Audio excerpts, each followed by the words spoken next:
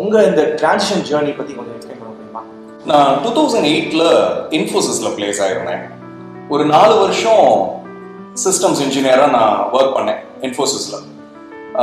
எனக்கு information technology என்னுடைய ஸ்ட்ரீம்ன்றதுனால சாஃப்ட்வேரில் இன்ட்ரெஸ்ட் இருந்தது.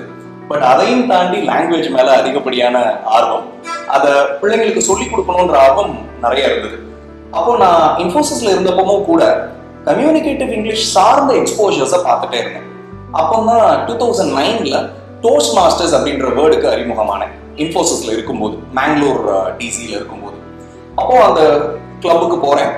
எப்படி உலகம் பூரா இந்த இங்கிலீஷை பார்க்குறாங்க, எப்படி அதை ப்ராக்டிஸ் பண்ணுறாங்க, எப்படி ஒருத்தருக்குள்ள ஒருத்தர் ஒரு செல்ஃப் இவாலுவேஷன், பியர் இவாலுவேஷன் மூலமாக லாங்குவேஜை டெவலப் பண்ணுறாங்கன்னு பார்த்தேன். அப்போ ஐ அண்டர்ஸ்டுட், சரி இதை கம்யூனிகேட்டிவ் இங்கிலீஷ் ட்ரெயினராகவே நம்ம ஒரு கெரியரை யோசிச்சு பார்க்கலாம் அப்படின்ற ஒரு ஐடியா அங்கே இருக்கும்போது கிடைச்சது. 2012 though I like the software industry, இது அதை விட ஜாஸ்தி பிடிச்சதுனால I came back to my home town Virudhunagar.